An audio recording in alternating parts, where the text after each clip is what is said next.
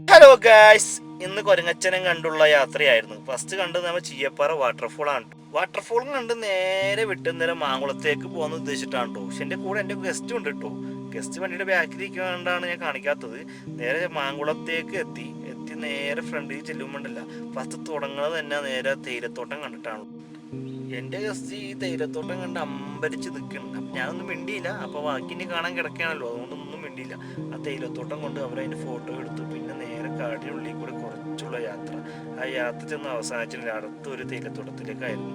ആ തേയിലത്തോട്ടത്തിൽ ഇങ്ങനെ നോക്കി നിൽക്കുമ്പോൾ പിന്നെ നോക്കുമ്പോൾ കണ്ടെന്ന് പറഞ്ഞാൽ താഴത്ത് നിൽക്കുന്ന KSRTC ബസ്സായിരുന്നു. അതിനകത്താണ് ആൾക്കാർ ഉല്ലാസയാത്ര ഒന്നേക്കാണല്ലോ. അതും കാണി പിന്നെ ഞാൻ മുമ്പോട്ട് പോയപ്പോഴാണ് ആനനെ കണ്ടത്. ആന എന്ന് പറഞ്ഞാൽ 3 പിടിയാനായിരുന്നു. ഫുഡ് കഴിച്ചുകൊണ്ടിരിക്കുകയായിരുന്നു. ഞങ്ങൾ ഡിസ്റ്റർബ് ചെയ്തില്ല. നേരെ പോയത് ഹോട്ടലിലേക്കാണ്.